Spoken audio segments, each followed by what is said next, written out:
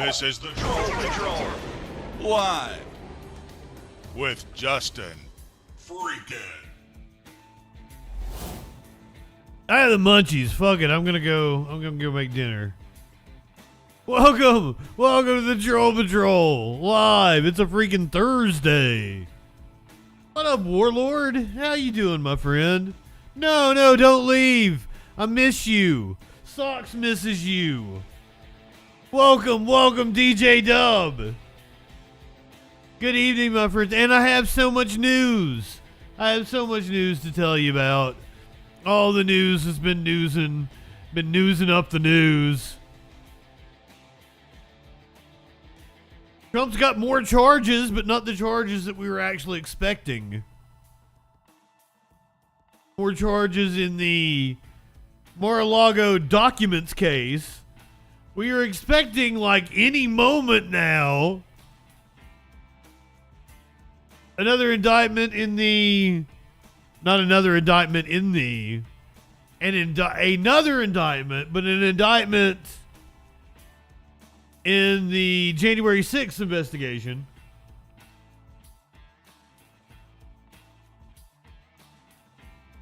Trump's got a lot of legal troubles. So apparently, Chris Sununu went on, I think it was CNN, floored everybody, saying he doesn't believe that Trump or Biden will be on the ticket in 2024. I think that's a bold prediction, and just because I figured you guys would want to have the discussion, we're going to listen to what he has to say. We're going to hear him out. This is a really fucked up show tonight, guys. I can't That's the tamest of the stories we got to talk about. Trump and Biden in 2024. That's the tamest. We're going to hear from Jill Biden's ex-husband tonight. Apparently, he believes in the whole Biden crime family nonsense. A Republican cussed out some kids. Borderline white supremacist Steve Scalise got into a argument with Black Congresswoman Cori Bush on the floor of the House. That's going to be fun to watch. Dianne Feinstein apparently didn't know where she was at during a committee hearing today. Woman in San Francisco got out of her car naked. Just started firing shots randomly at other cars because this is America.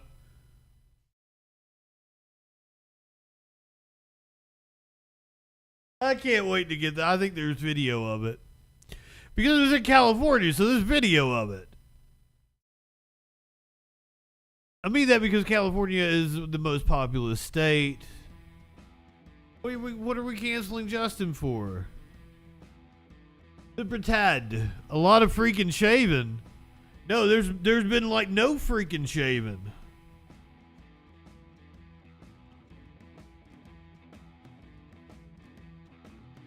DJ Dub, are you talking about the Republican in Iowa who was apparently attending some kind of a race?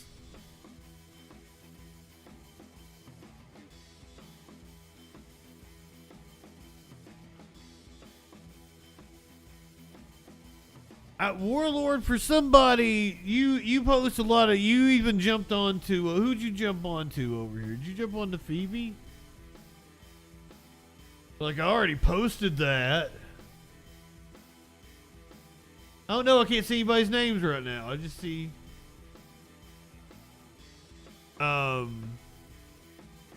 jumped onto somebody, like, you don't even watch this show anymore. You're posting all kinds of stories I cover over here. Mr. Warlord, acting all too big for his britches.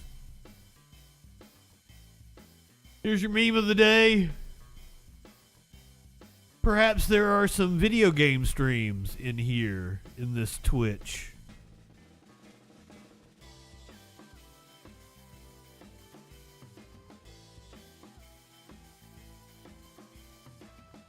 Have you guys heard about Matt Walsh? JustinFREAKIN is a formidable voice in the culture. I kind of wonder if I should be so proud of him saying that of me, based upon what I know about him, what I'm getting ready to relay to you guys.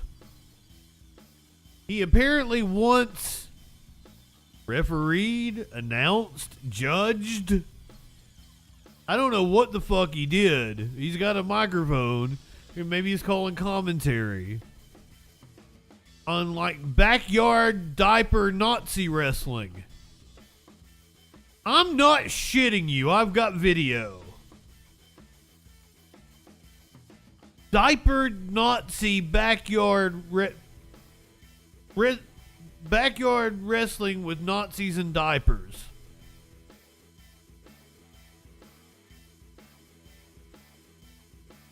Is that the way to describe that? I don't even know. How do you even...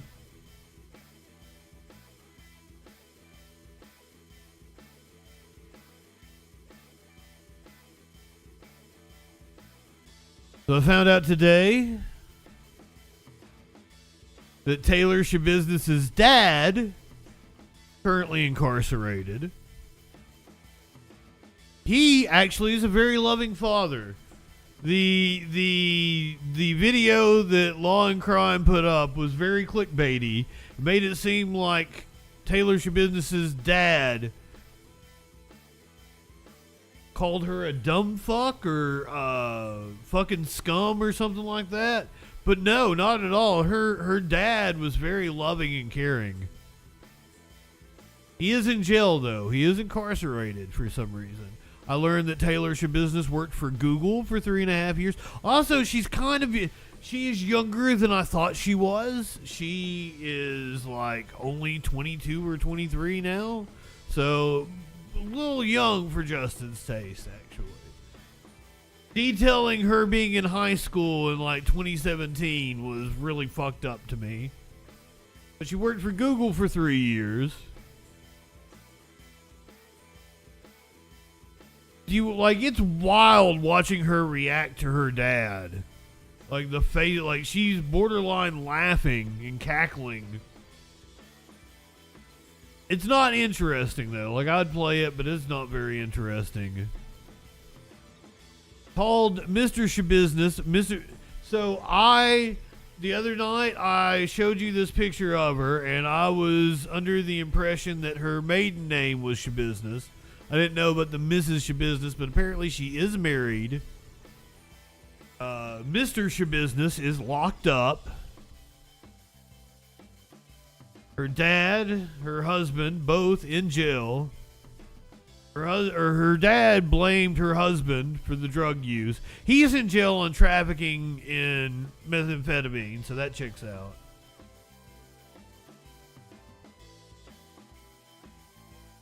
Why am I so into this family drama? Family drama?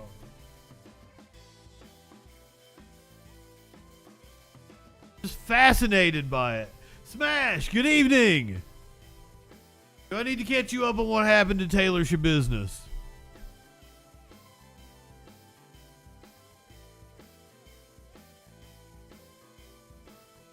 Gotta get to know my future in-laws. So, because I was laughing at, oh my god, even her dad's locked up. Shit. But, I feel sorry, because, he was so compassionate towards her. His daughter that dismembered a man and fucked herself with his dismembered penis. Yeah, for those of you who might have not caught the coverage of the Taylor Shabusiness trial, she was found guilty of murder yesterday. He dismembered her lover. He wasn't, that's another thing that like I learned during the trial.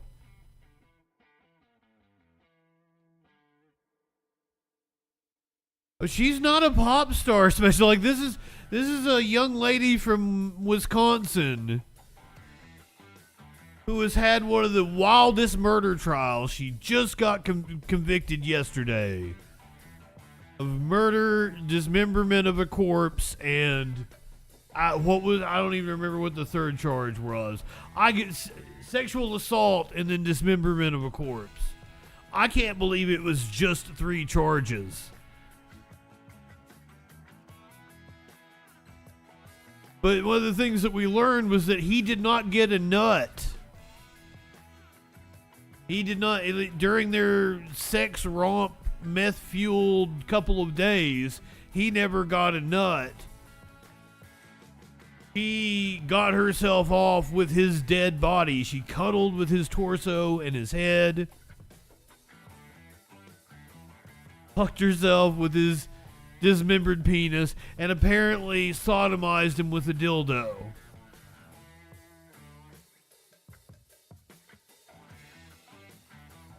And I'm laughing. I'm sorry. I'm a horrible person. But this has been a story that we've been following for a while.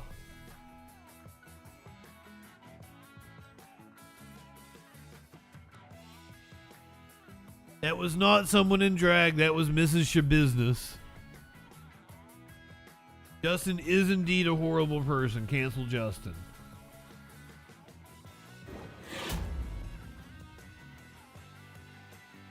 I'm not high enough for this shit.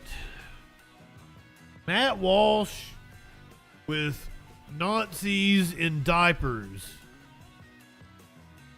Smash, she told him everything. I sat here and watched her entire interrogation.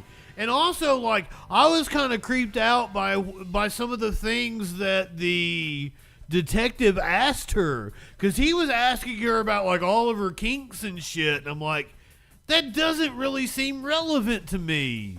Like, no.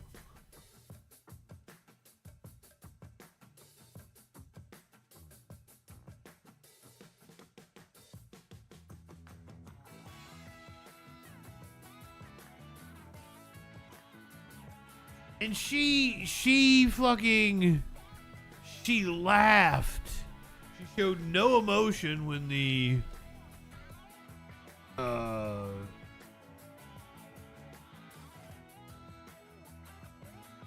okay, so they just posted this. Apparently there was some motion on her sanity, because that's been their angle. Trying to get her off by reason of insanity. This was earlier today. See, she's laughing! I'm fascinated by this. This is not her first lawyer. She attacked her first lawyer. That's why what's going to happen here? She's not in handcuffs. She looks 35. Yes, I feel like they purposely made her look homely. Tried to get sympathy from the jury.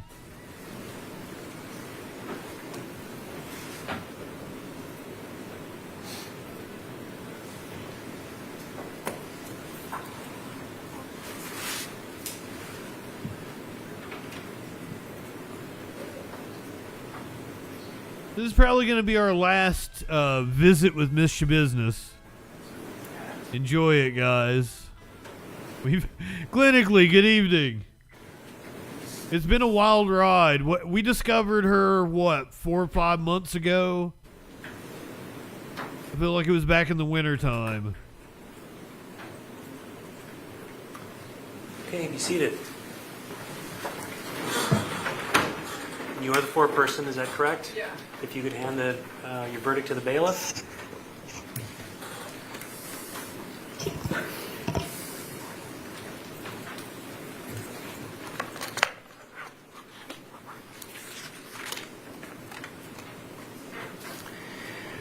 Okay. The verdict seems to be in order, and I will read it as follows. Question 1. At the time the crime, Justin, good evening. did the defendant have a mental disease or mental defect? Answer, no. There's no answer then for question 2. It is dated this date, July 27, 2023, signed by the foreperson. There were no dissenting jurors. Is there a request by either of the parties to have the jury polled? Mr. Saunders? No. Mr. Freilich? Yes. All right. The jury did not think she was crazy. I'm going to poll you again. I'm going to start in the back. Ma'am, are these your verdicts? Yes. Ma'am, are these your verdicts? Yes. Ma'am, are these your verdicts? Yes. Ma'am, are these your verdicts? Yes. Ma'am, are these your verdicts? Yes. Sir, are these your verdicts? Yes. Ma'am, are these your verdicts? Yes. Start down here. Sir, are these your verdicts? Yes. Ma'am, are these your verdicts? Yes. Sir, are these your verdicts? Oh, also, she sucked him off as she was cutting him up. Apparently, he had a semi-boner. Ladies and gentlemen of the jury, your service in this case is now... He had a posthumous Many jurors semi-boner. ask if they are allowed to discuss the case with others after receipt of the verdict. Because your role in this case is over, you are not prohibited from discussing the case with anyone. However, Yes, tell the people the crazy shit you fucking heard. with anyone, or I haven't been able to shut up about it. anyone other than from the court. This includes the parties, lawyers, the media, or anyone else. If you do decide to discuss this case with anyone, I would suggest you treat any discussion with a degree of solemnity, such that whatever you do say, you would be willing to say in the presence of your fellow jurors or under oath here in open court in the presence of the parties.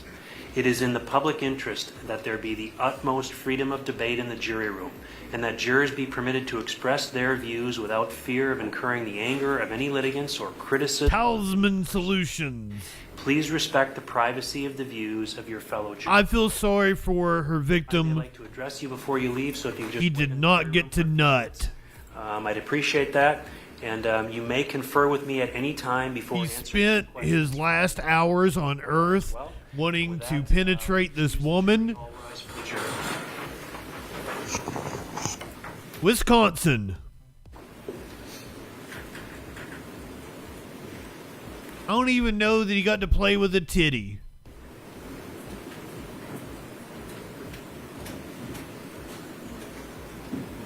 I believe, this is me speculating, we know that she put him in a dog collar. Does the state have a motion regarding the verdicts? Mr. Saunders.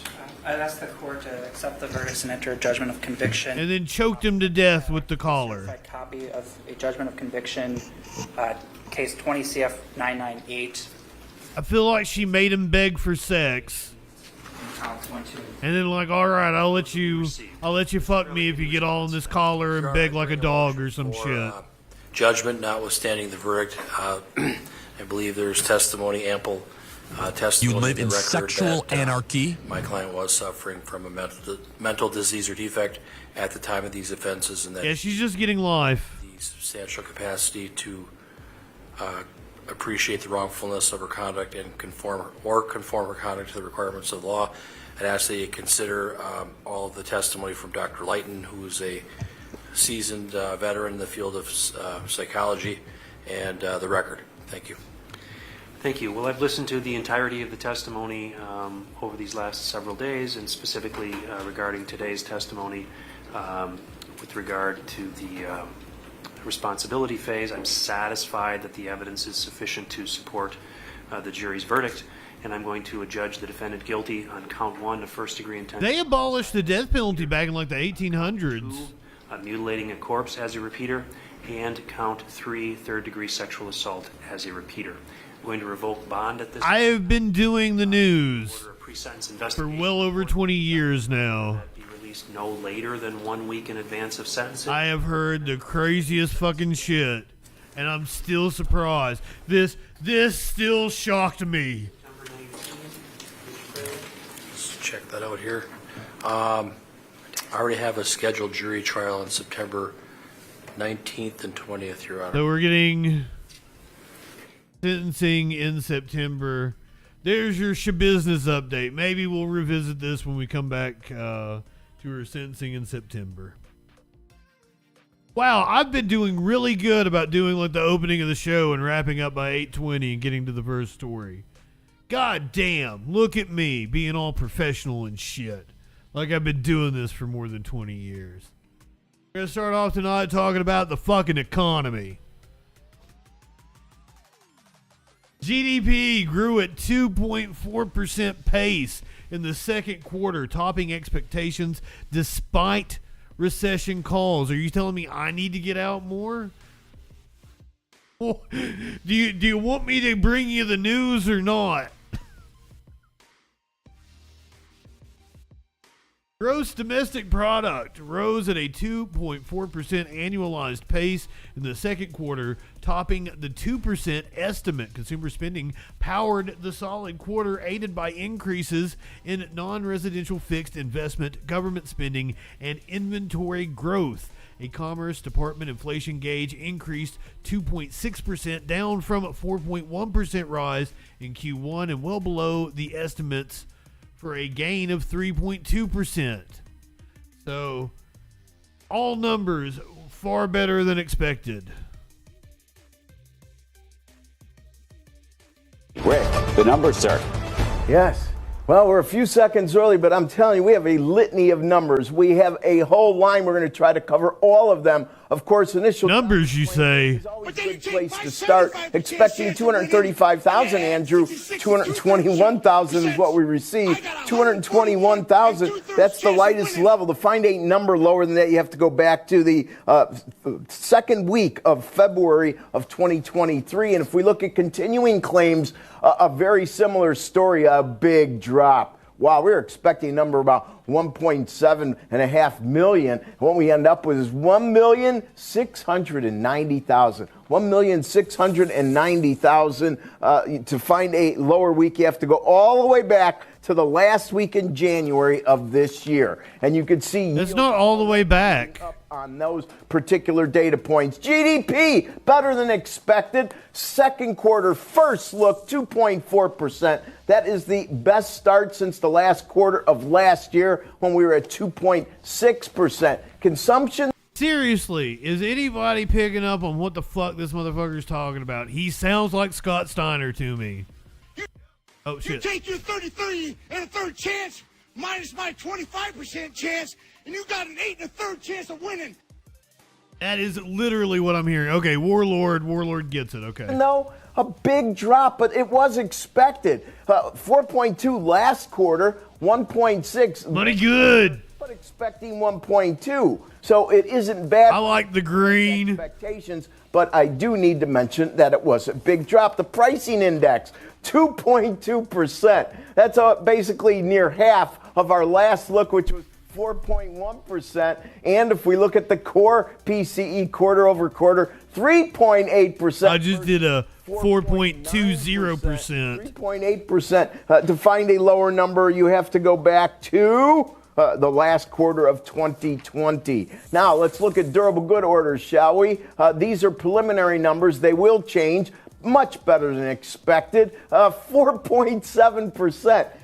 He's happy. He's happy. He's letting you know the good news. 4.7%. Granted, it's June preliminary. That is multiples of the 1.3 we were looking for. And it is so hot. 4.5 was the last number read of December of last year. I didn't go back far enough. It's so hot, it's experiencing climate change.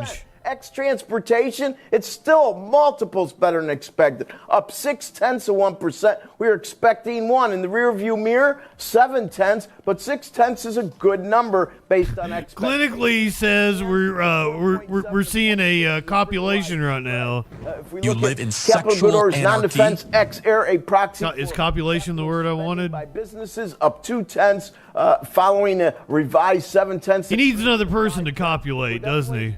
Losing a little bit of the horsepower that we gained here. We want to pay attention to that in particular. And if we switch gears to the shipment side of the equation, unchanged, that's definitely a bit of a disappointment, both in expectations, which were 0.2%. Rear view mirror was 0.3%. Now, real quickly, let's get a couple other things out of the way. If we look at advanced durable goods trade deficit, it's at 87.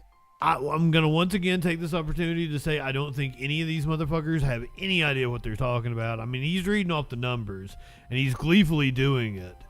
Like, he's not giving you opinions or anything, so I can't say that he doesn't know what he's talking about in this matter. But, like, I have no idea what he's talking about because it just all sounded like gibberish to me. But then you take my 75% chance of winning and then add 66 and 2/3 66 and 2/3% chance. I got 141 and 2/3 chance of winning. We're seeing contractions in certain sectors of the economy, and we're seeing growth in others. It's the weirdest goddamn thing. The Fed raised interest rates yesterday, and despite the fact there are people that believe that the Fed raising interest rates is to punish labor, yet we've seen the opposite occur. Inflation actually has cooled, and labor remains strong. So I don't know what the fuck is going on. I don't think any of these motherfuckers know what's going on. I don't think economics is any kind of a fucking science. It's all made up. Who fucking knows? I just want to buy a house. Somebody let me buy a house. That'd be like fucking... Houses are goddamn expensive. The Fed is looking to slow but not stop its aggressive approach to inflation. The Federal Reserve raised interest rates by another 0.25 percentage point on Wednesday to further fight inflation, bringing an end to a brief pause to rate hikes last month. I would like to say that the European Union has now raised their interest rates to like one of their highest periods. Some analysts think Wednesday's interest rate hike was unnecessary, in part because of the Fed's previous 10 consecutive rate hikes over the last year, which may have delayed the effect on the economy. Fed Chair Jerome Powell addressed the concerns in a news conference on Wednesday, saying in determining the extent of additional policy firming that may be appropriate to return inflation to 2% over time, the committee will take into account the cumulative tightening of monetary policy, the lags with which monetary policy affects economic activity and inflation, and economic and financial developments. But here's the weird thing is like, interest rates used to be like 20, 30 fucking percent in the 80s, and it was still cheaper to buy a house. I don't know how this shit works. I don't know jack about fucking math. You take your 33 and a third chance minus my 25% chance. But once again, I don't think anybody that's in charge does either. I don't think any of the fuckers that have an economics degree know what the fuck they're talking about.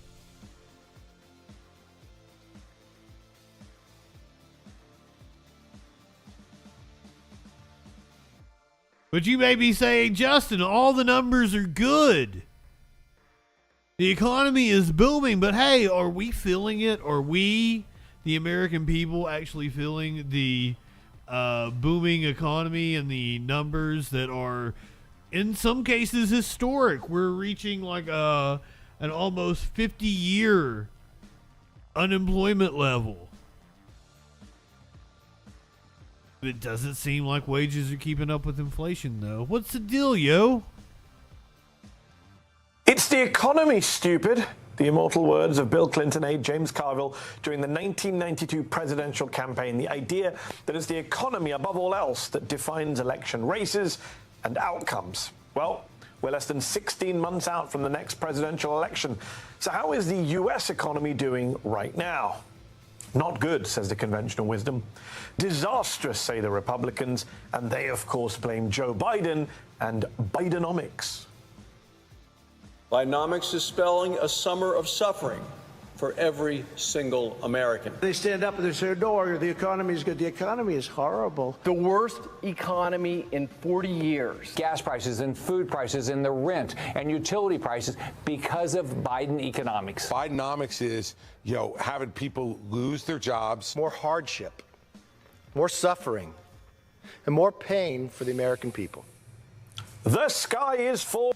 I want to tell a couple of stories here. The other day, I was having a discussion with a woman, and she told me that Biden wrecked the stock market. This might have been like a month ago. She told me that Biden had wrecked the stock market and ruined her 401k, and I was like, ma'am, the stock market hit a record high today.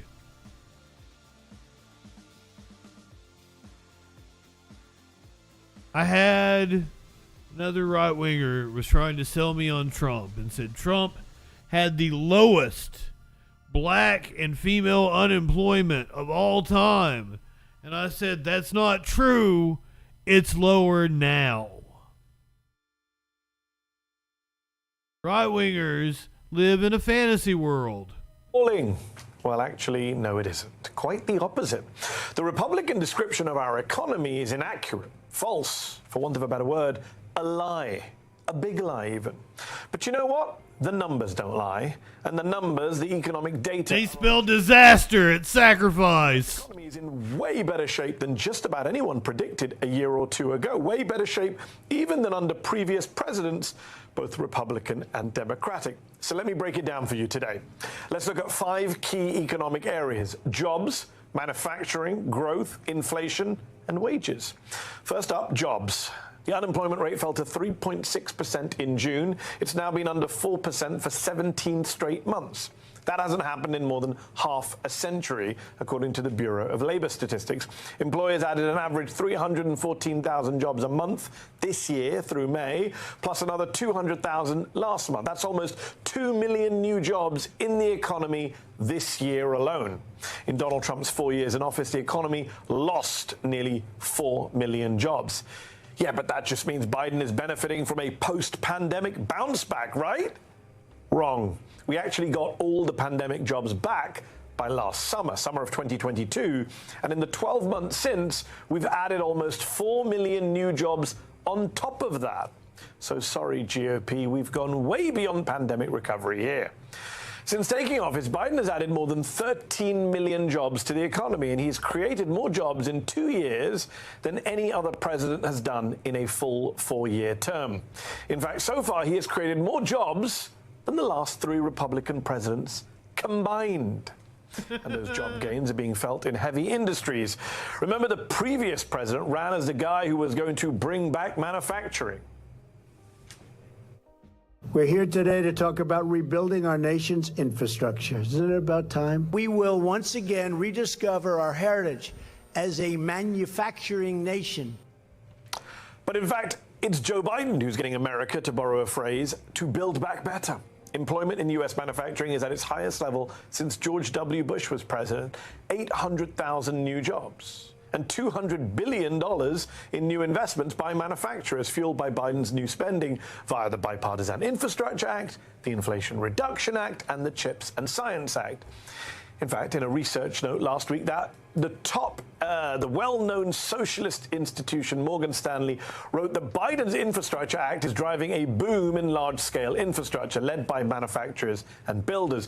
More new roads and new homes are being constructed. In fact, Morgan Stanley says Biden's economic policies have proven so strong that the bank was forced to revise its own estimates of U.S. growth upward. So let's talk about that growth.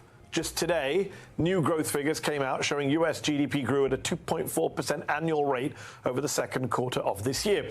Economists had been predicting 2%, so way above that estimate. The U.S. economy is growing. And don't forget, for the past 2 years, we were fed a constant diet of recession predictions. Not just on Fox, but across the entire political spectrum, the whole punditocracy. In fact, the pointy heads at Bloomberg last year said the odds of a recession in 2023 were not 80%, not 90%, but 100%. It looked inevitable, unavoidable, but it hasn't happened.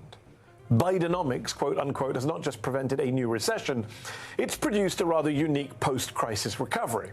Because the last time we had a prolonged economic crisis, the Great Recession, Barack Obama got us out of it, but it took 4 years for stocks to recover their lost ground, and it took employment more than 6 years to get back to its pre-recession peak.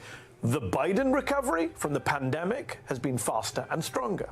Stock markets are booming, with the Standard & Poor's 500 up nearly 20% on the year, and the tech-focused NASDAQ index is up over 35%. I know what you're thinking. Isn't that growth fueling higher consumer prices? Record inflation. Not anymore. Inflation dropped to 3% in June, according to government data released earlier this month. That's the lowest level since March 2021 and just slightly higher than the Fed's ideal rate of 2%. Thanks to Bidenomics.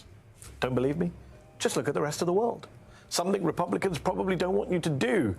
Because for the past 2 years, they have tried to blame Biden alone for U.S. inflation, completely ignoring that it was a global phenomenon. When U.S. inflation was high, so was the rest of the world's. And now the rest of the world is still enduring high inflation rates, but the U.S. is not. Not only does the U.S. have the highest GDP growth rate of all the G7 countries over the past 3 years, by far, but also now it has the lowest inflation rate. Inflation here is less than half the rate of Germany and Italy and the UK. In fact, inflation has gone down for 12 straight months in a row. If Republicans want to say Joe Biden is responsible for the high inflation, then they obviously now say he's responsible for the low inflation, right? Right? No. You know what else is now beating inflation? Can you imagine what we could do with an actual leftist? Up more than 4% since last year, higher than that 3% inflation rate. And Americans are not just making more money, but saving more of it, with a study of 9 million Americans showing they had 10 to 15% more money in the bank now than in 2019. Stronger wages and savings have led to something else, a drop in income inequality. Last year, the incomes of the bottom half of earners actually grew faster than the income of the top 10%. That could be a start towards closing the insanely high gap between America's richest and poorest. So yeah, Republicans, the economy is in a terrible state if you exclude jobs, manufacturing, growth, inflation, and wages. Now, look, do I sound like a Biden press person right now when I explain this stuff to you? Yeah, maybe. But don't shoot the messenger. These are just the numbers I'm giving you. The numbers. And the numbers don't lie. And they spell disaster. None of this was inevitable or the norm after a crisis. It required action, leadership, tough choices. Just think about where we stood 2.5 years ago, coming out of a pandemic recession. Think about where we were last year with seemingly runaway inflation and predictions of another recession. And then look at where we are now. Today, a recession avoided so far, and the lowest unemployment rate since Neil Armstrong arrived on the moon.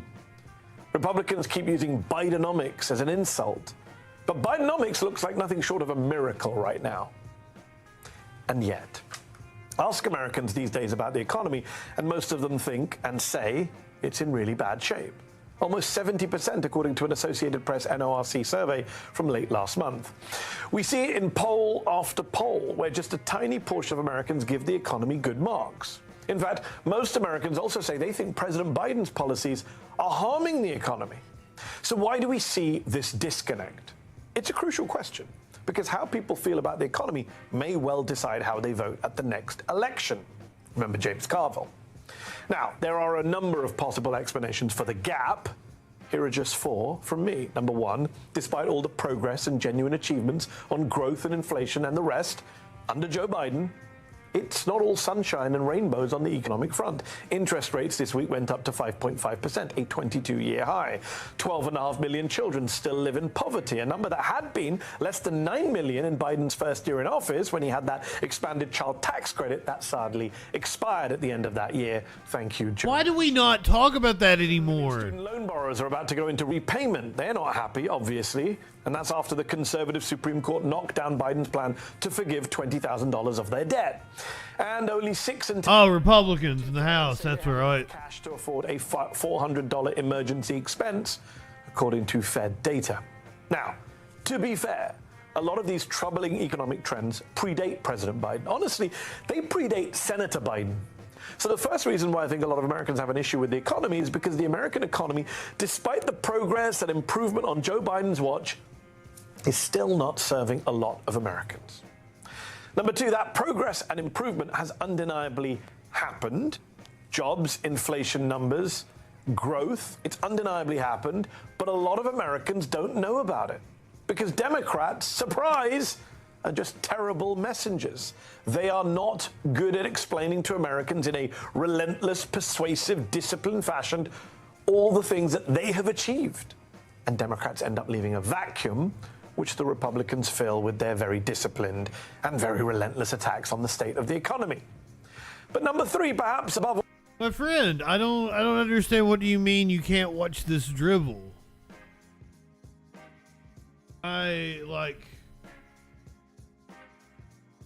He's just laying out the facts. I laid out the facts with GDP and everything. Like, do you find it to be drivel because you want to believe something else? I'm interested to know. By the way, you can call or Discord in if you would like to talk with me. I'm interested to know what you think. Why you thought that was drivel. Now, I am a leftist. I'm not a Joe Biden cheerleader by any means. But it's been proven throughout my lifetime, Democrats are better for the economy. Every Republican in my lifetime has wrecked the economy. Every Democrat has presided over record GDP growth.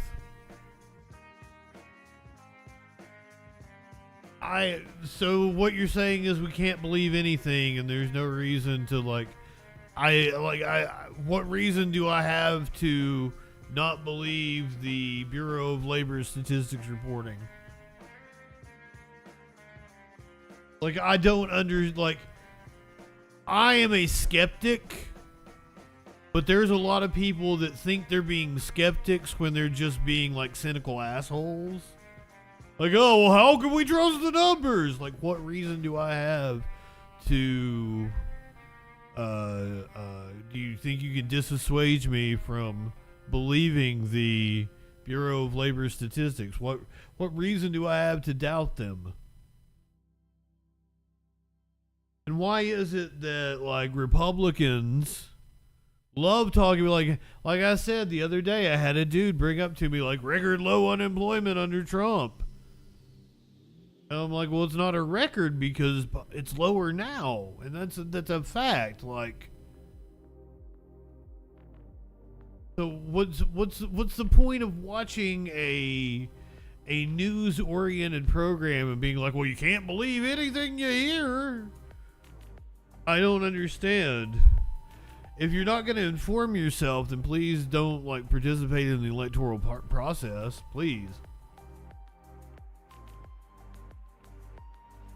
What? Why are you a right winger? Why are you so sensitive? I don't know. Am I not making sense? Am I not being a logical, critical thinker? I don't get it. I don't. Explain yourself.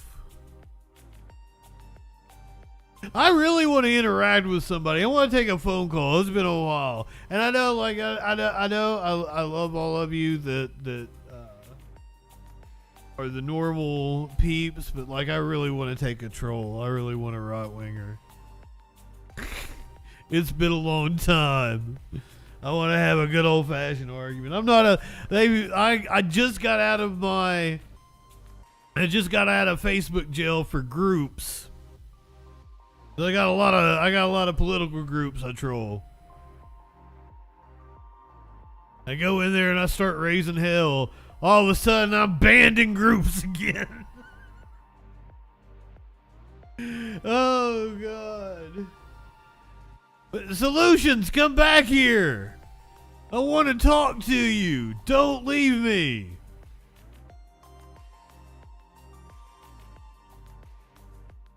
Yeah. I would love to hear from you guys, and maybe one day we'll do a rapid fire calls or something. But I really want to fucking argue with a dumb fuck. It's been a long time. I'm itching for it. Oh, it's like getting pussy. You haven't had pussy in a while, you start to really want some pussy. Oh, I'm sorry. Solutions, I'm sorry you're a snowflake. We'll miss you. All else, no matter how good the economic numbers might be, no matter how good the political messaging might be, this is a country so polarized that sometimes even undeniably good news falls on deaf ears. Ordinary people don't whip out their calculators and work out how much more or less money they have under this or that president.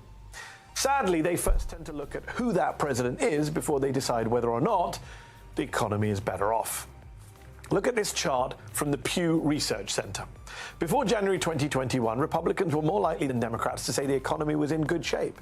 But once Biden became president, it flipped. Democrats were the ones more likely to tout the economy, and for Republicans, the economy that under Trump was amazing, look at that line, suddenly became not amazing. But it's not just how Americans view the big picture U.S. economy either. You see the same partisan flip when Americans are asked about their personal financial health. People just feel better about their own situation when their party and president is in the White House. Imagine that. And by the way, in general, there is always this disconnect between how people feel personally and how they feel about the economy. In a Federal Reserve survey last year, 73% said they were personally doing okay financially. Admittedly down 5 percentage points from the year before, but 73% still a good number. And yet when those same people were asked how they thought the overall economy was doing, just 18% said it was good. 73% say they're fine individually, but only 18% think that the overall economy is good. That's a 55-point gap. It's what Nobel Prize-winning economist Paul Krugman, who I'll speak to in a moment, has called the "I'm okay, you aren't" syndrome. But what's this disconnect, not just between how we rate our personal financial situation versus the national economy, but in Krugman's words, the yawning gulf as a whole between public perceptions and economic reality. Well, that's number 4. The media. And yes, it's true that we have a right-wing media that, in my opinion, just lies about the economy or deliberately downplays the good news. But the problem is actually with all the media, which of course tends to focus on bad news over good. In March of this year, 84% of Americans said they had heard bad news about the economy. Just 28% say that they'd heard good news. Well, ain't nobody come on. Clearly, motherfucker Solutions was like, well, I don't want to hear that unemployment's at a record low. See you guys. That's propaganda. Clearly, no one comes to the Troll Patrol for the good news. You want to come here to see people get dismembered and their moms find their heads in a bucket. Granny get out of her car shooting into traffic while she's butt-ass naked. That's the kind of thing you get here on the Troll Patrol. Content warning fuckers. See, my industry excels in sharing and sometimes scaremongering about bad financial news. I mean, how often do you see reporters doing stand-ups at gas stations because prices are at record lows? My industry has also excelled in grading Republicans, and in particular Donald Trump, on a curve. Just consider how economic news was reported on under Trump versus on how it's reported on under Biden. For example, when 200,000 new jobs were added in January 2018 under President Trump, the Associated Press called that figure robust. When 210,000 jobs were added in November 2021 under President Biden, that same news outlet called that same number sluggish. But to be fair, it wasn't just the AP. The January jobs report, it came out good. 200,000 jobs were created. There's disappointment with only 210,000 jobs added. A strong January labor report last week showing 200,000 jobs added. Biden deals with a disappointing November jobs report. Only 210,000 jobs last month. A positive employment report that showed the economy added about 200,000 jobs last month. Only 210,000 jobs were created in November. 200,000, yay! 200,000, boo. So maybe these days it's not the economy stupid. Maybe it's the polarization. I was saying boo earns. The media stupid. Because the economy is doing well on any traditional objective measure, growth, jobs, inflation, on any international comparison to the rest of the G7, for example. The American economy, the Biden economy, is relatively and undeniably in very good shape. The numbers don't lie. And they spell disaster for Samoa Joe at Sacrifice. You take your 33 and a third chance minus my 25% chance, and you got an 8 and a third chance of winning. I found out the other day that episode of The Simpsons, there's a big controversy. Because that's the episode where there's the crossover with the critic. All a classic episode with many classic moments. Apparently, Groening does not like that episode. It is not a fan of the critic or anything.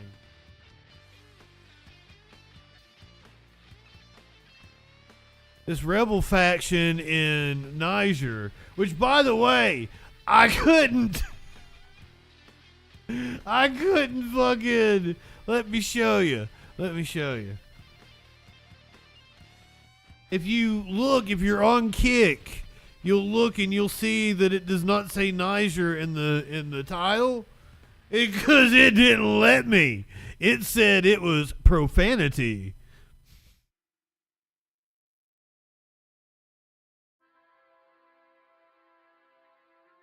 I posted that to Facebook and somebody was like, well, did you try changing Trump?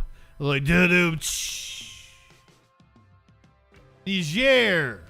Niger. Thank you, clinically. I really said it like a dumb fuck hillbilly, didn't I? My apologies on that one. Boy, do I feel embarrassed. Niger. That's downright beautiful. That rolls off the tongue. Niger. The president of Niger has been taken hostage. A group of army-backed soldiers in Niger have seized power and say that they have overthrown the country's democratically elected president. And the president's own guards reportedly seized him, citing poor national security and a struggling... I said Niger. ...from Niger's Air Force announced the takeover in this televised address yesterday, saying officers were closing the country's borders and establishing a curfew. Niger is a key security ally for the U.S. in the region, as neighboring West African countries have faced coups and the threat of Islamic insurgencies. I want to bring in Ebenezer Obadare. He is a senior fellow for Africa Studies. And I said it with such confidence. Foreign relations. Good to have you with us. So Secretary of State Antony Blinken was in Niger back in March, and he called the nation a model of democracy. We're just fast forwarding by a few months. How did we get to this point? Well, thank you for having me. One of the things that Secretary Blinken wanted to get across was American commitment to what you call the 4 Ds: diplomacy, democracy, development, and dick. And the United States has same difference. A lot of resources to that. But part of the problem is that you're dealing with a country that is extremely poor, that has very serious economic challenges, a high number of refugees and internally displaced people. And if you are looking at things from that perspective, something resembling what has just happened in the country was always in the offing. So I'm by no means surprised that this has taken place. What's interesting is a U.S. State Department report from just a few years ago found the country suffered from some of the things that you're citing and some of the things that I guess the military folks who've taken over are complaining about. They have a small defensive force. There's ineffective coordination among security forces there, as well as budget shortfalls and general instability. Considering this is an ally for the U.S. as it tries to combat ISIS offshoots and other terrorist groups, how might this hamper anti-terrorism efforts overall in West Africa? Not just that. If you are a long-term student of democracy in the region, if you are fearful, as many African experts are, about the increasing influence of Wagner Group and Moscow in the region, right, this does not bode well at all. And one of the things that Secretary Blinken did, when he visited Niamey in March, was to give his word to President Bazoum and to the people of Niger to say, we're committed to supporting democracy and development in the country. I think the ball is back in the U.S. court now. And I think people are wondering whether the United States will actually put its money where its mouth is. Well, I think that's never going to happen. US audience, there is U.S. put its money where its mouth is. I think even the fact that the U.S. has a sizable military presence there, more than 1,000 U.S. troops are actually stationed there. What is the status for U.S. troops now? Might they be called upon to intervene in this coup? So that's a great question. Two reactions to that. One is that the troops are stationed in Agadez. Then the capital of Niger is in Niamey. Agadez to Niamey is a distance of give or take 650 miles, about 1,000 kilometers. Wow. So it's a 3-hour plane ride. It's not that easy to get to. So that's the first thing. The second thing is, what are American troops doing there?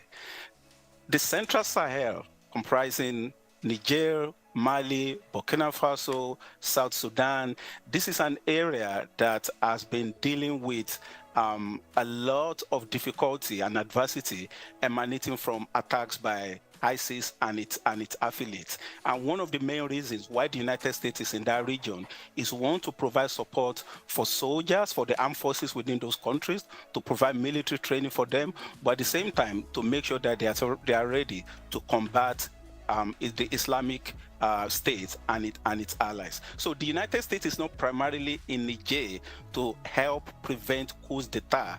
It's in Niger to make sure that the whole of the Central Sahel does not fall into the hands of the Islamic State. All right, Ebenezer Obadare, thank you so much for joining us. Yeah, thank you, Ebenezer. Thank you. CBS News. This is like their stream. It's on during the day. It's not like, I mean, they may air that during their evening news, but that was really good. It's a good. Every time we watch them, they do a really good job of summarizing what's going on.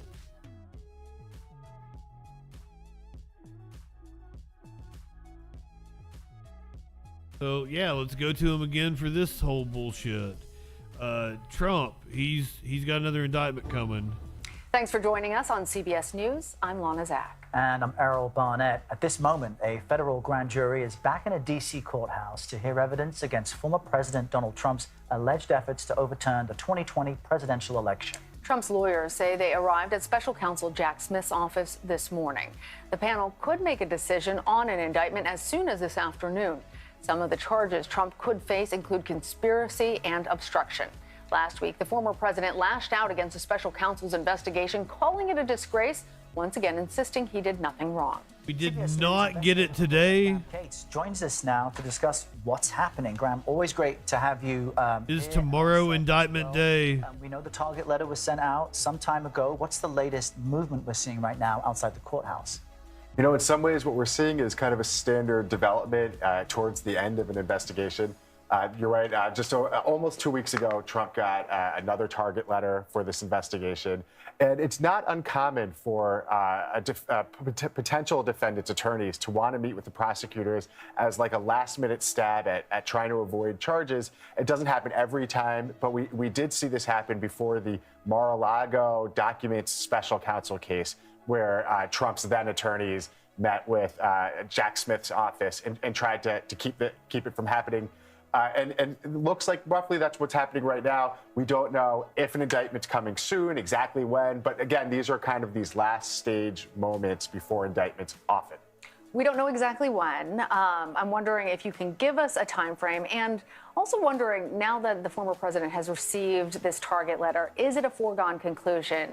I mean, all but a foregone conclusion that he will in fact receive an indictment? It means that it's not unlikely, right? I mean, usually you wouldn't normally tell someone they're the target of the investigation. Again, usually a final step before. Oh, he's getting indicted. If you weren't very seriously considering bringing charges. And then this meeting that often happens is, again, often this last minute attempt to try to prevent it from happening. And it's not something like where it's often successful. It's just, you know, kind of throwing everything you can against a case, because once it's filed, it's not like there's really no going back from that. Once he's charged, he's charged. So this is, again, these meetings are an attempt to keep that from happening. And we should remind viewers, this is related to the January 6th investigations, efforts to overturn the results of the election. But there are other cases as well Trump has faced. He's already faced indictments. His political... Well, we've got an update on one of the other cases still the Republican we're going to get to here in a second. What might be the risk once this indictment, if it does come down, what might that be to his political future? You know, there's a real difference in this case versus the other two. So in New York, he was charged with falsification of business records. That was a state case. It was felony charges. But again, it was just him. In the previous special counsel case, he was charged with willful retention of national security information. and that was him and an aide, Walt Nada. But this is but it appears to be kind of a sprawling case. So you might see him and multiple other people charged. And it's a case that really looks at one of the. We have another person charged in the documents case. When that mob went into the Capitol, right? And they're looking at what was the kind of the strategy before that. Did he know that the election was lost when he was claiming the election wasn't lost? Right. So these are kind of, in terms of American history, kind of pretty impactful, important things that they're looking at here. So you say this is the big one. If Taylor Shabusiness can't get off on an insanity plea, then Trump can't get off on a I thought I actually won the election bullshit. Nuh-uh. Not in my America. Well, no, I would trying never to not say that. I would never say there's. I think that woman is legitimately crazy. Of a crime, of any crime. That's a really big deal. But in terms, and I think Trump is legitimately guilty. In terms of an expansive scope, this wasn't looking at the New York State case was repayments for reimbursements for one payment to a person. The documents case was about whether he unlawfully kept documents, right? But this is a kind of a broad scope. We've seen officials from Arizona and former officials from Georgia, and this kind of wide-ranging investigation. It's kind of just a bigger task that they've tried to tackle, kind of quickly too. All right, Graham Cates, we know you're going to stay on standby. You're going to be here with us all day as we continue. Thank you, Graham. See if this indictment. No indictment came down today. What we did get was another charge added on in the Mar-a-Lago documents case. New Mar-a-Lago charges. What do they mean in the overall case? Well, Lester, it's significant. These new counts just revealed by the special counsel's office minutes ago involve the classified documents case at Mar-a-Lago, where the former president is accused of mishandling classified material and blocking efforts by officials to retrieve those materials. These new counts add a charge of willful retention of national defense information.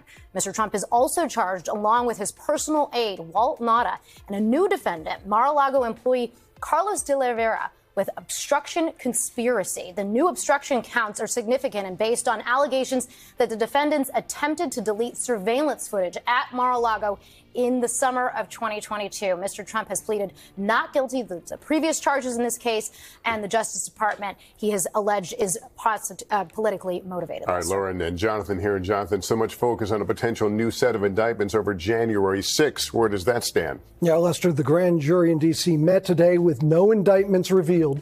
Meanwhile, former President Trump went on social media to again say he did nothing wrong, and that his lawyers were not given any timing today about when an indictment might come in a meeting with the special counsel's office. He wrote, "My attorneys had a productive meeting with the DOJ, expressing the view that an indictment of Mr. Trump would only further destroy our country." We're told Trump's legal team doubts they changed the special counsel's mind and that they're still preparing for an indictment to come. These kind of meetings are routine? They are in the case like routine, this? often before, but often they don't change minds, and that's the sense out of the Trump camp tonight. All right, Jonathan Dean, it's good to have you with us here tonight. So there you have it. That is a new. This is the latest. A new indictment filed today in connection with the ongoing prosecution. So nothing new is broke since I saw this a couple of hours ago. I do not think that Trump will make it to the general election. I do not think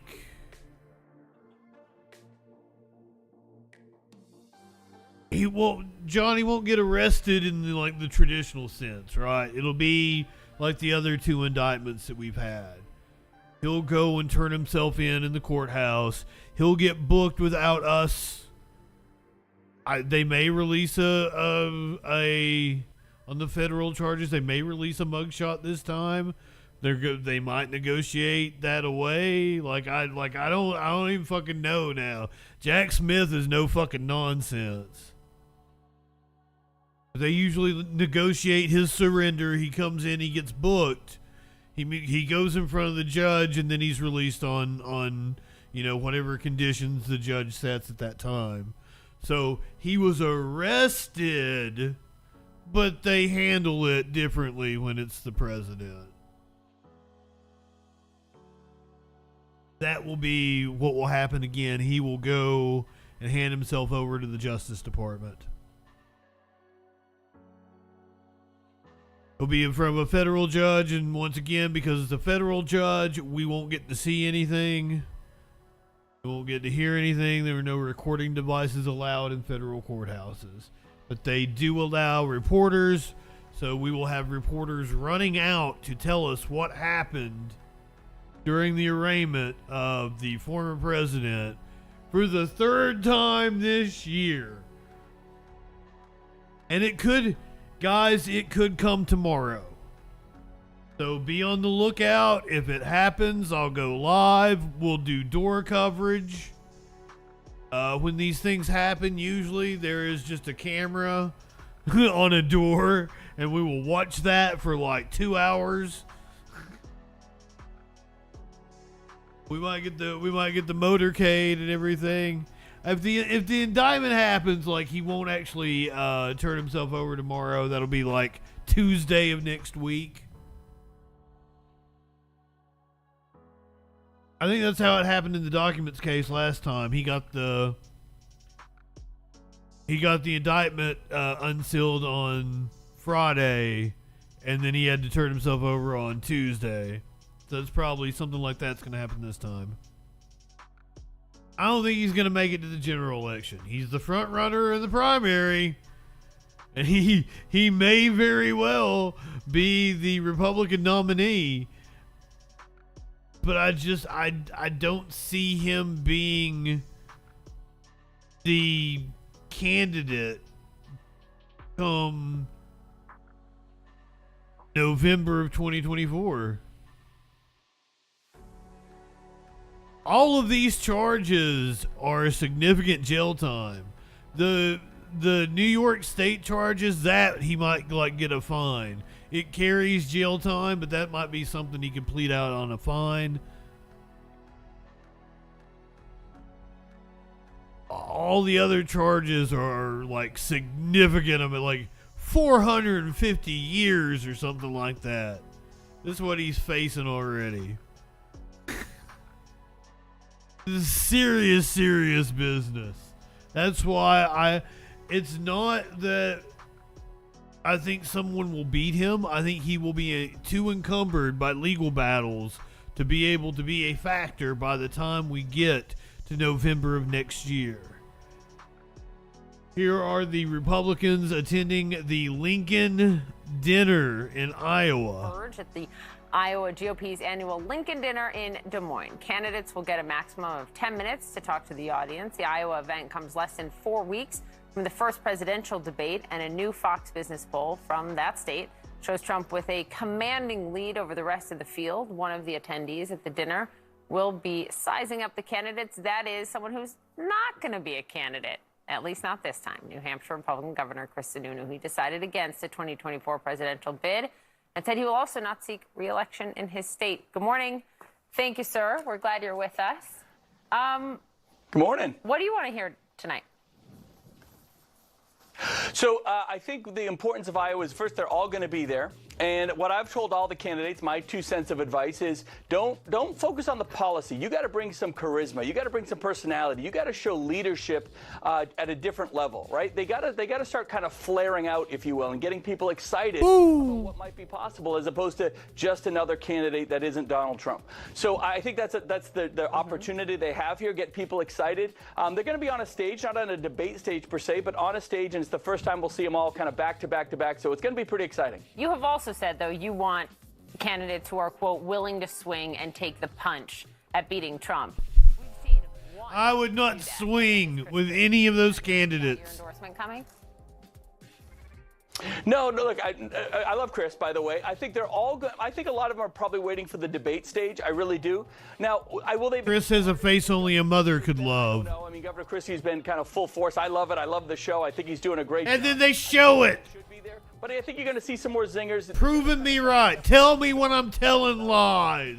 And look what's happening to Donald Trump's numbers just right here in New Hampshire. He's at 37%. That means 63% of the most hardcore voting base of Republicans don't want that guy. Huge opportunity. Trump is very beatable, but we have to find the candidate that's going to surge. That's what I was going to say. Huge opportunity unless you have too many people running against him, and then he does it again. I mean, I just think it's interesting, this sort of growing chorus. You've got the op-ed by Mitt Romney this week saying if there's no viable path, pull out by February 26th. You've got Chris Christie telling me on this show earlier this week he agrees. Now you have John Thune essentially echoing that. If you want someone to be anti-Trump, you got to get out of the race. You've said they actually need to do that earlier, other Republican candidates, than what Mitt Romney is calling for. Well, a little bit. Look, it definitely needs to be before Super Tuesday. I think that's what they're talking about. Given that Iowa and New Hampshire, I think you're going to see 3 or 4 candidates not get through the second debate, and they'll drop out. Haven't you said November, you'll see December? 2 or 3 more. I don't think DeSantis makes it to the first primary. In the late October, November timeframe, because their polls are just sitting in single digits. And right before Iowa, my guess is you're going to see 5 people in the race, something like that. Okay. After New Hampshire, you got to get it down to one-on-one. Who should stick around? Who should those 5 be? Well, DeSantis is polling the highest, but I don't think he's got the apparatus to make it. It's really on personality. It's on leadership and personality. I'm not saying these guys have to have a dance-off on the Who stage has the and figure personality? it all out, although that would be good. You can answer my That would be questions good, but candidly because you're not running for anything again. So who has the personality?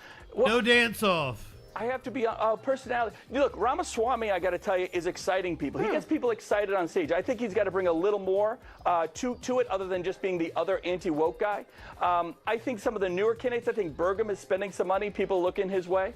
The Pence, Haley, Tim, Scott, they've been in the race a while. People know exactly where they are. They're great individuals with amazing records, but they've got to bring really some personality. And I think there's opportunity to do that, but we haven't seen a ton of it yet. But there's still time. There's 3 or 4 months here where we'll really start narrowing down. You'll have people surge. You'll have them implode on the debate stage. It'll be a drama. Oh yeah, I'm looking forward to it. Trump drama. We want real Republican drama. Donald Trump's not a Republican. We want real Republican drama. Where we see him kind of go back and forth. Headline: Chris Sununu wants drama. The right drama. Okay, The all right right. drama to find the right candidate. I want to turn to what the extraordinary thing that happened in a federal courthouse in Delaware yesterday, and the Hunter Biden plea deal falls apart, and your Republican colleagues in Congress are pouncing on it, trying to conflate what the whistleblowers have said, which is important to hear, but that's not what was at issue in the courtroom yesterday. But here's a sampling of what they said. It collapsed because it was a sweetheart deal from a family that was being protected. Hunter Biden being the main character. Hunter Biden is getting a sweetheart deal that no other American who wasn't rich and had a father as the president would ever get, ever. If you believe that is a punchable face. And what that is a punchable face after punchable face. Was corrupt in terms of how it was handled. You have said you're not going to get elected president by bashing the Hunter Biden deal. Do you still feel that way?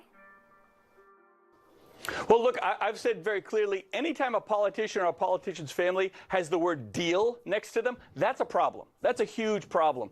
I don't think this is the only thing, but I'm going to tell you, I don't think Joe Biden is the nominee in 24. And this is just one drop, of the many drops in the bucket. No, I don't. Is?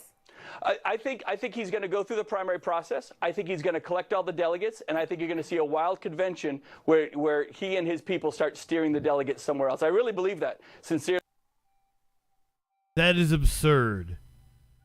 Joe Biden is running for re-election. I don't like it. I'd like to see somebody else that they're not gonna no. If Joe Biden was not going to run for re-election, he would not go through the convention. There's not a chance in fucking hell he would have done that. He would have announced that he was not running, and he would have let there be an open primary. I don't like Joe, but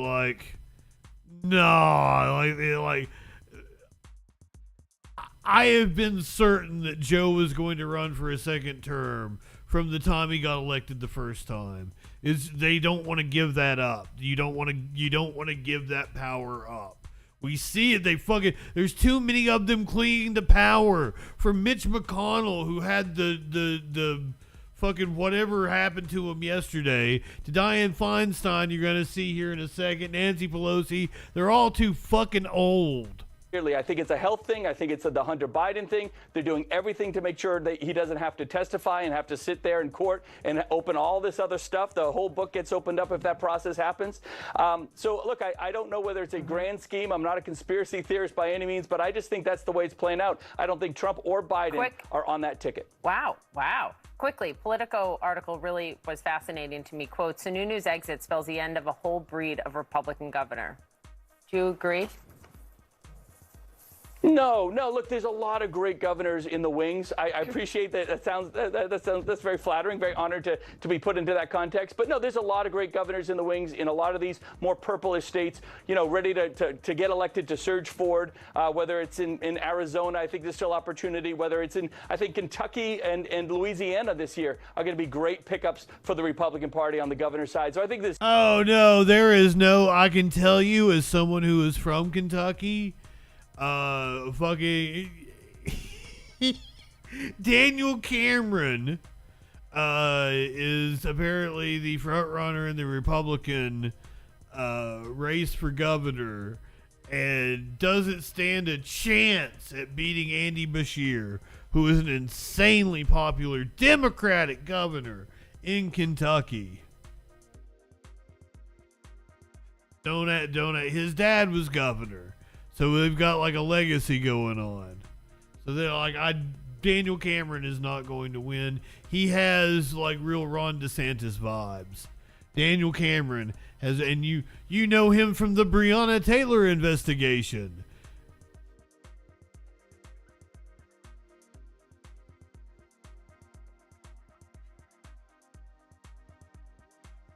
Let's talk about Jill Biden.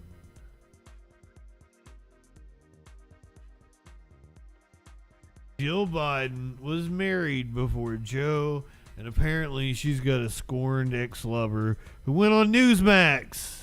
Here is where the problem was. Frankie Biden of the Biden crime family comes up to me and he goes, give her the house or you're going to have serious problems.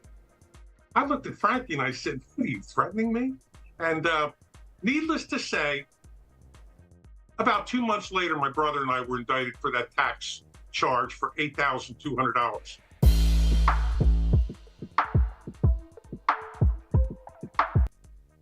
Gave an interview to Newsmax. To a president that I love and respect. I can't let them do this to our country.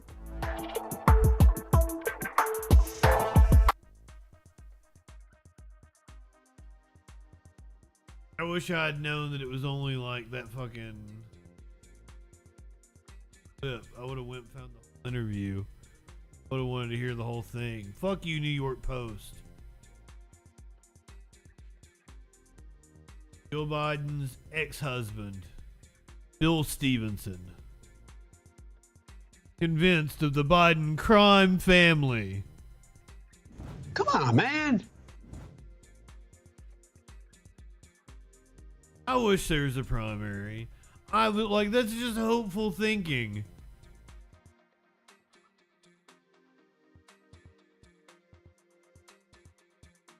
Because these, I would love it if it was somebody other than Biden. I'd love to get Pelosi out of there. I'd love to get Schumer out of there. I'd love to get fucking Biden out of there. They're all too goddamn old. The oldest of the old is Dianne Feinstein. Apparently didn't know where she was at today. 90-year-old Senator Dianne Feinstein appeared confused during a Senate Appropriations Committee meeting. That moment happened during a key markup meeting for a budget bill. The clerk will call the roll. Senator Feinstein.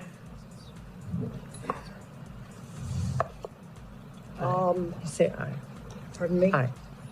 Yeah. Just say I would like to support a yes vote on this.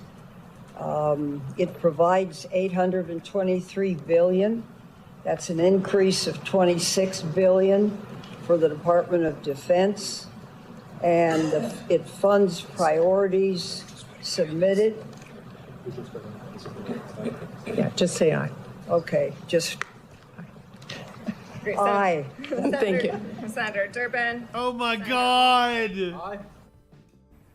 NBC's Julie Sirkin is on Capitol Hill for us. Julie, put that into some context for us. And as most people who are watching this know, there have been some questions previously about Dianne Feinstein's illnesses that kept her out of the Senate for some time. Yeah, and we're talking about this generation of aging lawmakers with Senator Mitch McConnell's moment yesterday. Now, Senator Dianne Feinstein, who's 89 years old, who was, as you know, Chris, out of the Senate for a period of months when she was battling shingles. She had some complications from that earlier this spring. And since she's been back, I wish I could say this moment that we saw today. Go enjoy your life, you rich old hag.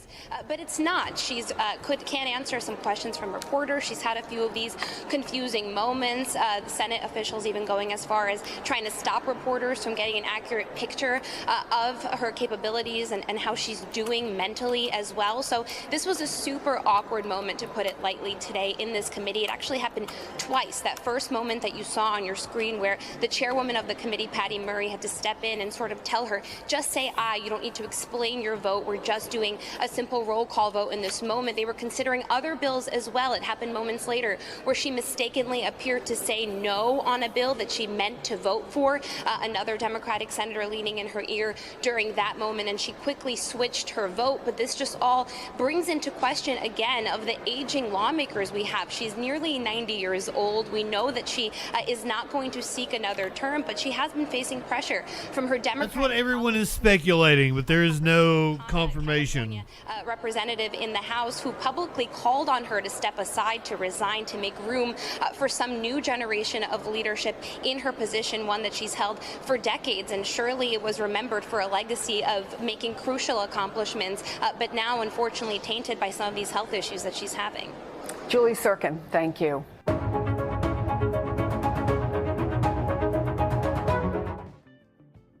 They all need to go. For the longest time, I've been against like term limits and maximum age, just because like fucking Bernie, but like he is clearly the exception to the rule. Overall, it would be a good thing to cleanse our government of these old crusty fucks.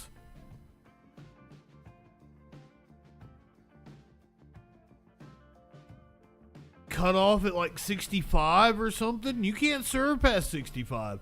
Go enjoy your fucking life. You're rich. Leave us alone. Jesus. I'm getting angry about it. Just the geriatrics, and like this is an issue across the board in U.S. society.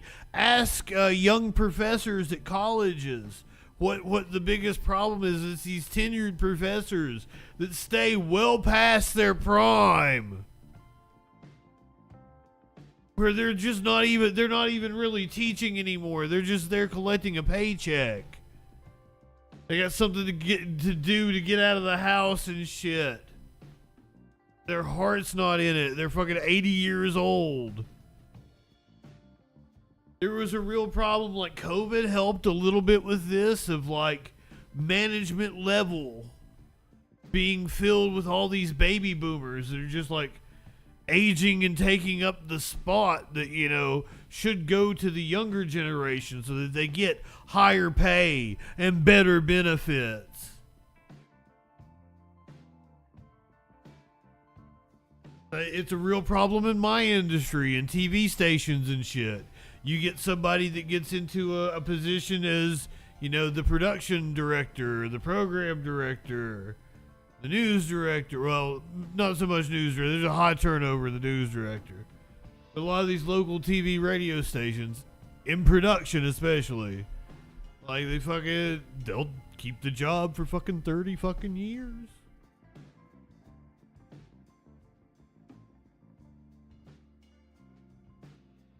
I don't know what to do about it.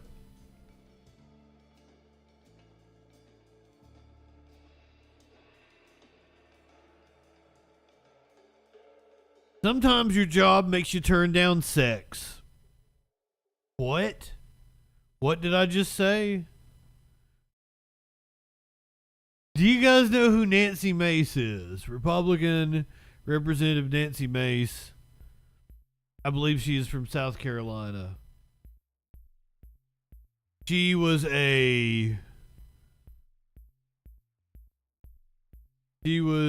speaker at the prayer breakfast this morning.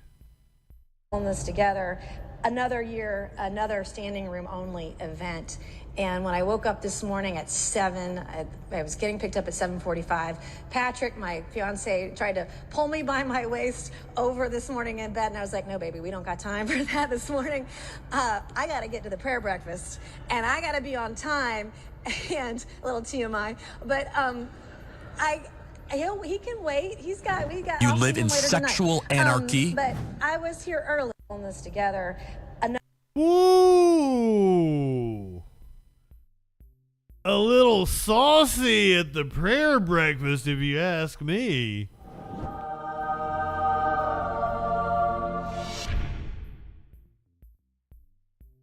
Gives new meaning to the term Christian mingle. Mingler Mace is what I'm going to call her from now on. I'll never fucking remember that. I'll never call her that again. Ah, damn.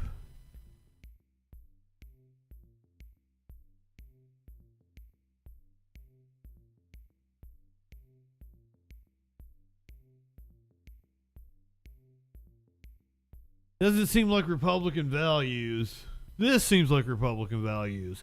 GOP lawmaker aims profane tirade at high school age Capitol Hill pages. Yep. That looks exactly like a dude who would do just that sort of thing.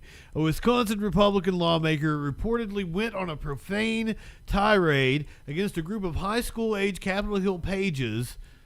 Punchbowl News' Jake Sherman reports that Representative Derek Van Orden cursed out the pages on Wednesday night when they were taking photos in the Capitol Rotunda. According to Sherman's sources, he called the pages lazy shits and told them to get the fuck up.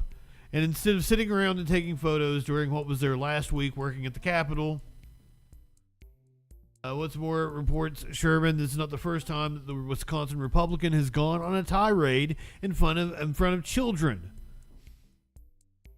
Van Orden has a history of public outbursts towards minors. He once got into it with a library page in Wisconsin over an LGBTQ book display during Pride Month. He said he would never make whoever put the display up pay for it. He later checked out all of the books. He said he would make whoever put the display up pay for it. There we go. I fucked that up. Well, he sounds like a real winner. Checked out all the fucking books. Like an asshole.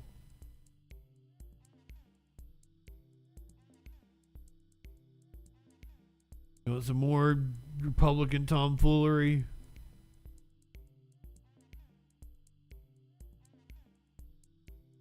I know you do. I gotta go to a different browser.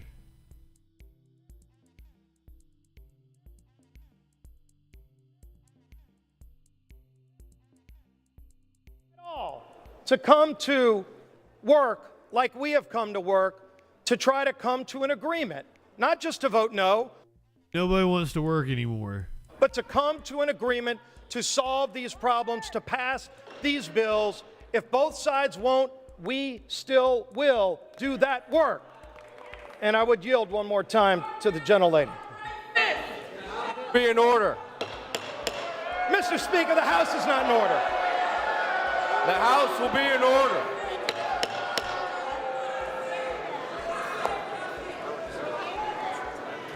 As Representative Cori Bush Be in order. Are those even saying the bills are racist. Other thing to keep in mind.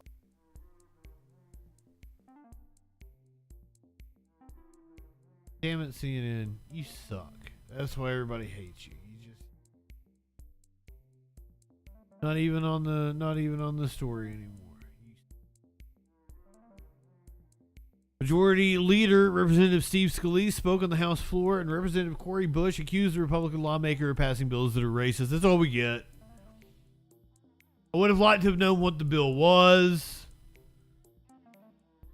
I would like to have known why Cori Bush thought it was racist. We don't even know what they're voting on. CNN, you failed. CBS, good job at reporting.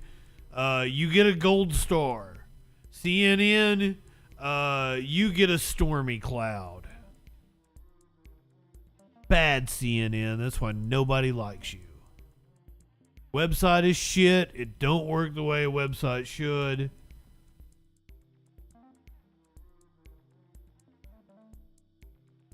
And you're not good at reporting. So fuck all the way off, CNN. Piss. I would give anything. You know what? I'd give anything to bring back Ted Turner. Ted Turner would come in there and kick that company right square in the balls. He's kicking authority in the balls. CNN was the worldwide leader in news when Ted Turner was at the helm. Whoever the fuck is running that place now, piss in their eye socket.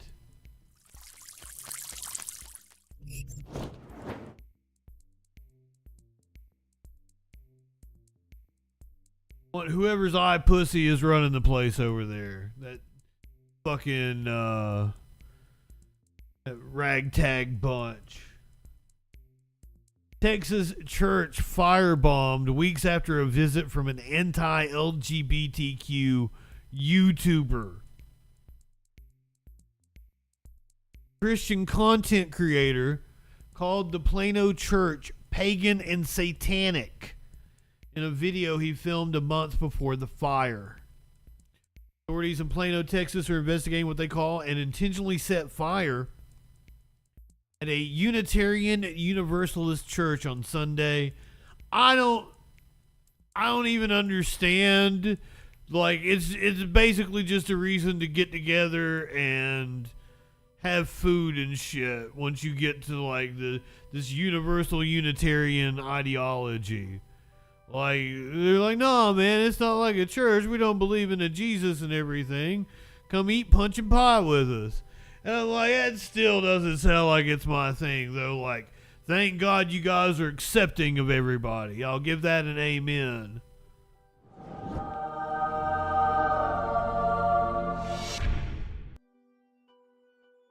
They're investigating what is called an intentionally set fire at a Unitarian Universalist church on Sunday, just weeks after it was targeted for criticism in a video by an anti-LGBTQ Christian YouTuber.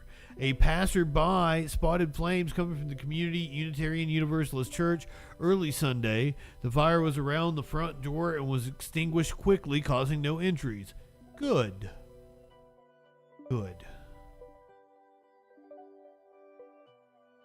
Church posted about it. No pictures, apparently. Doesn't seem like it was anything too spectacular. Church called the incident a firebomb attack, saying an incendiary device with a chemical accelerant was thrown or placed at the front door of the main church building. It also referred to the visit from right-wing content creator Bo Alford, who goes by Badiddle?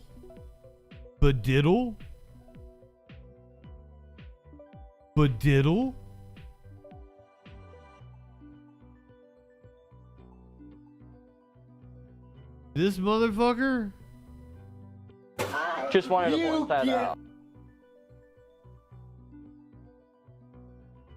So this is him getting kicked out of an LGBTQ church, he says. Out of here.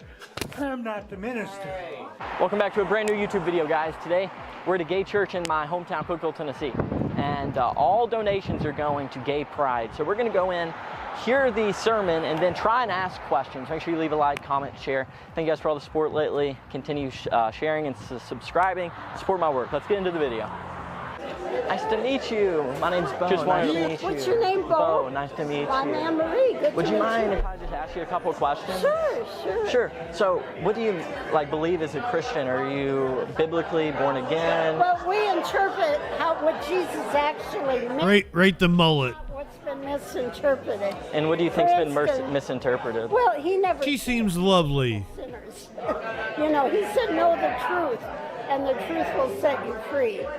And the truth is that we're all a part of the same Christ consciousness. So Christ wasn't his last name. It's the Christ in all of us, and we're all part of the one body of Christ. So does this church follow the basic biblical teachings? Well, we just interpret them differently than you do, probably. I don't- Sounds pantheistic. Well, I'm just asking you Yeah, because I'm just okay. interested in the church and what you guys believe. Sure.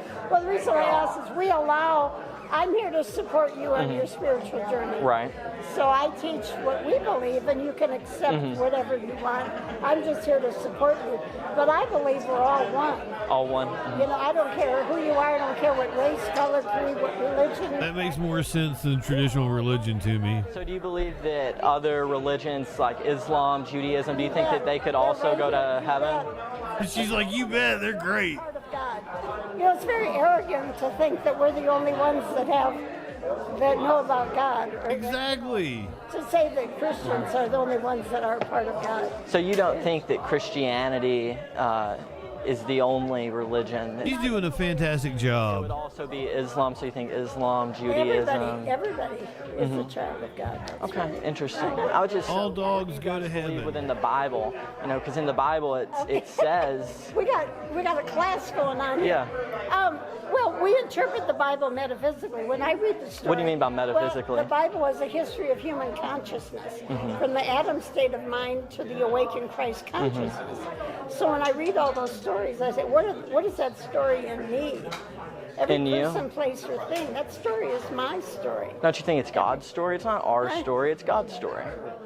We're all a part of God, dude. Yeah, but God made us. Well, anyway, my I honor your beliefs, whatever you believe, and I hope you'll honor So, ours. I just have a couple more questions, though. They all want You're to being talk. so nice to him. Can I come back to you? I would be glad. He looks like an absolute jerkwad. I just want to talk to them too, and then I'll come Okay, back. thank you. I appreciate that. Are you a fundamentalist? Or? Fundamentalist? I'm a Christian. Okay. You mean you're a dickwad? We are. I was just asking because it's different because you guys say you're a church, but then just now. Now, if I've read the Bible. If you're a Christian, why don't you turn the other cheek? Why are you there confronting them? You're supposed to treat them the way that you would want to be treated. You're supposed to love everybody. You're supposed to take everyone in. What the fuck, dude? She said that she believed Islam, Judaism, all different religions can make it to heaven. That clearly goes against the Bible. So you can't call yourself a Christian if you go against biblical teachings. If you will look at these sayings, I've been through this. I'm sorry, say that one more time. I've made my journey through a lot of this. And I have studied Buddha, Muhammad, probably Confucius, and you can set up a chart of the sayings, and they're all essentially saying the same things. So there is there's universal truth, and we're trying to tap into that. There is some truth that go within different religions, but biblical teachings, you have to believe that God is almighty. I'm just documenting and sharing with my viewers what you guys believe. What are you going to do? Go to your You're going to tell them we believe in love. Just You tell believe them in we love? believe in love. I believe love. Jesus said, Did you hear this? to love your brother. Jesus does. I love this woman. Acceptance. That's the difference. That's what I don't think you guys can understand. We even accept. That's not right though. Christians are set. You know what? Christians It is are. right. No. They are absolutely being far more Christian than you ever thought about being, young man. And you should listen to the elders in this church. They have a lot of wisdom and a lot of love to give. They seem like absolutely wonderful people. And you suck ass. And how dare you fucking cause a church to get firebombed with your bullshit.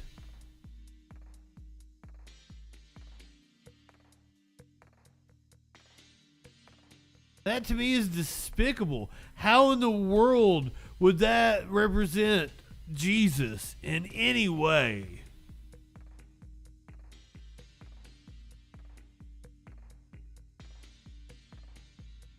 Now I'm all riled up and I can't have fun with the naked woman like shooting off her guns. This sounds like a libertarian wet dream. Okay, now to another big story today. Traffic came to a halt on the Bay Bridge during the evening commute after CHP says a naked woman ran into traffic and fired a gun, all caught on camera. This video was shared with us tonight. About 4:45 this evening, a woman ran across the eastbound lanes near the toll plaza and happened a couple days ago. A weapon.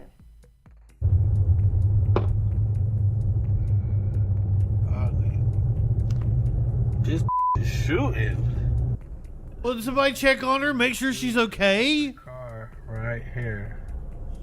So CHP says the woman stopped her car on the bridge, got out, and was holding a knife and started yelling at other drivers. She got back into the car, but officers say she stopped again near the toll plaza, got out naked, and this time was carrying a gun. They say she started firing shots at other cars and up into the air. She was arrested and left the bridge in an ambulance. At one point, all eastbound lanes were shut down so officers could look for shell casings, and the backup made traffic in the city and the East Bay horrendous. Now, this is the second time we have seen the entire stretch of one Bay Area bridge shut down in just a week. You'll probably remember the lower deck of the Richmond-San Rafael. I could not do that bridge. I could not cross that bridge. Was having a mental health crisis. The backup caused a traffic nightmare all across the Would bay. fuck with me. Rescued the man with a rope. I can barely do like normal bridges around here. Fuck with me. I don't like bridges. I've been doing the news way too long. I've seen way too many bridge collapses. The older I get, the more I don't go outside.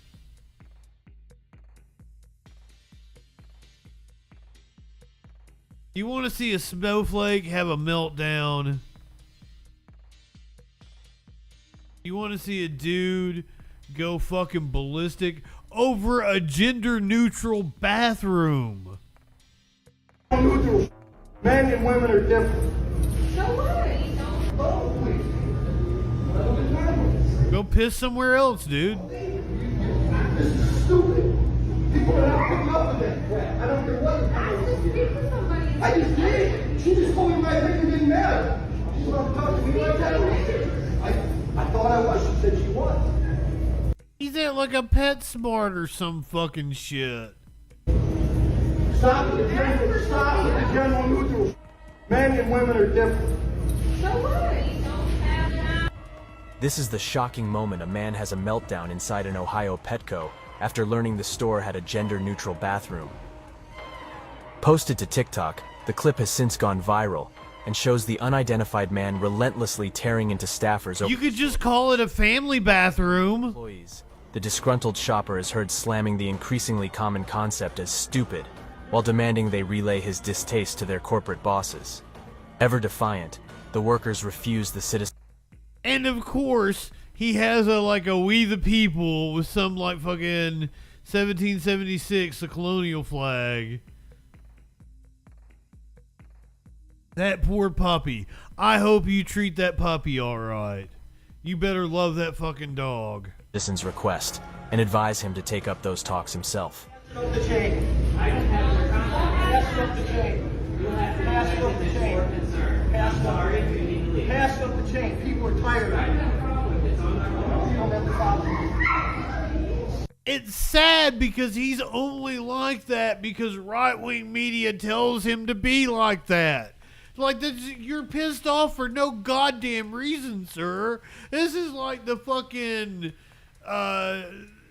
first world problems, man. If that's all you've got to bitch about is gender-neutral bathrooms, your life is really fucking good. Shut the fuck up.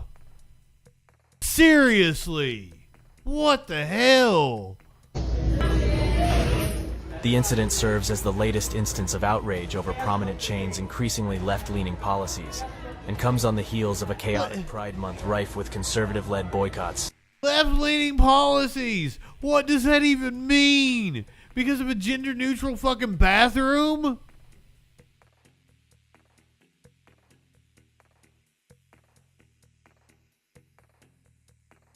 People like goddamn Matt Walsh that have stoked this bigotry. JustinFREAKIN is a formidable voice in the culture. It's demagoguery.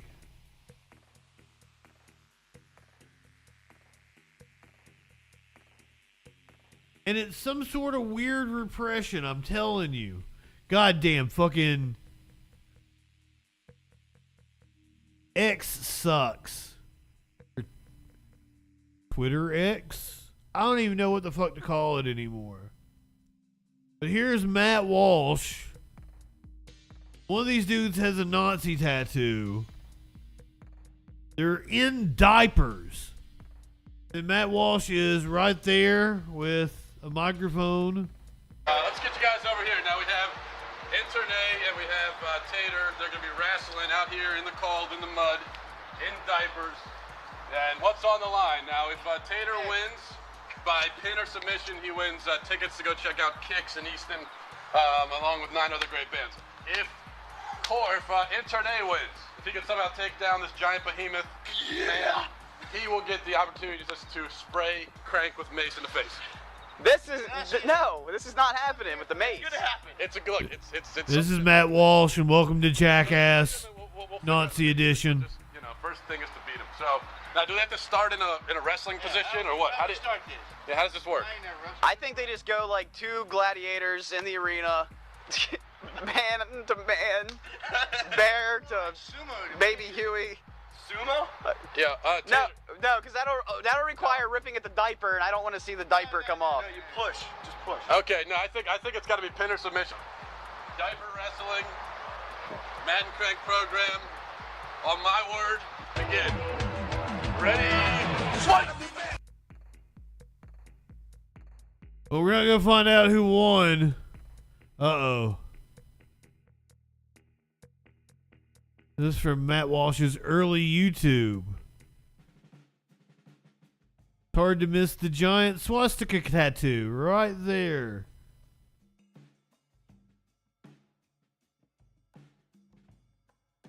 So he's definitely friendly with Nazis. And as several people pointed out, the fascination with diapered dolls with his sweet baby gang, and he calls himself Sweet Daddy.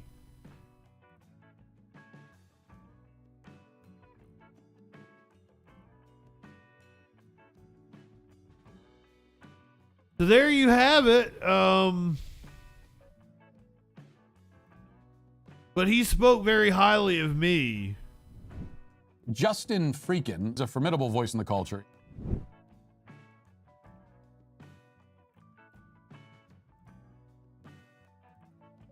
Interesting.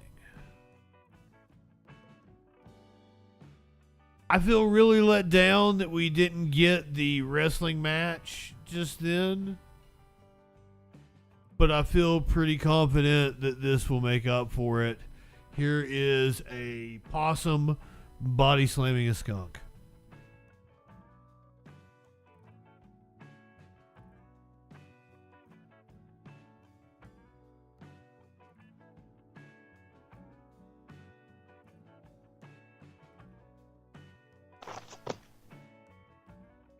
Damn! That skunk didn't know what hit it. He was like, "Nuh-uh, I don't want none."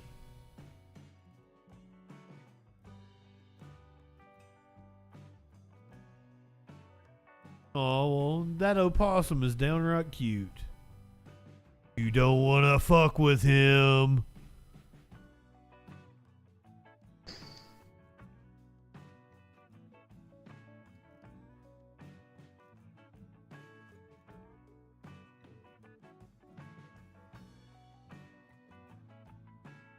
He pulled like a Spanish fly or something on that skunk. It's so fast. It's hard to see. Like, I want to say he bit the skunk's head and then pulled like a Spanish fly.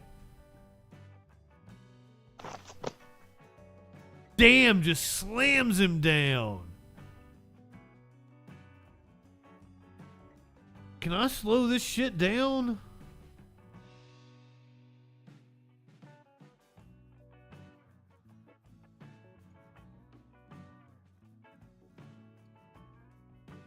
See this shit in slow-mo.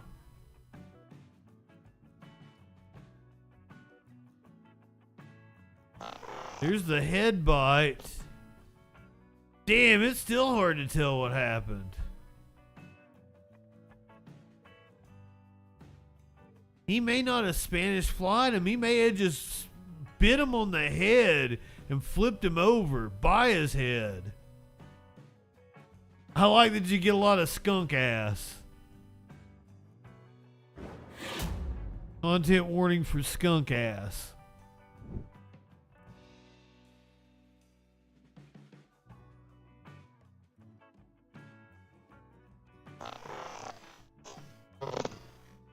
Boom! God damn! He did. He just grabbed him by the head and flipped him the fuck over.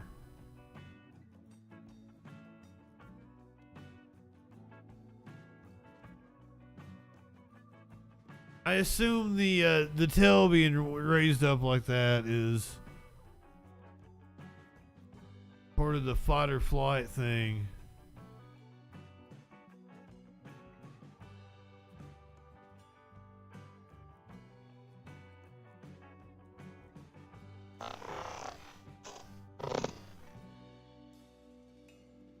This is way better than Nazi diaper wrestling. Also, how did I not put Nazi diaper wrestling in the title of the fucking show tonight? Not good with my YouTube clickbait titles. Go ahead, light one up, tip one back. It's alright to have a little fun before you hit the sack. I'm JustinFREAKIN. Gonna see the opossum slam the skunk one more time. Boom. Slam him down. God damn. Good night, everybody. We'll see you on Sunday night.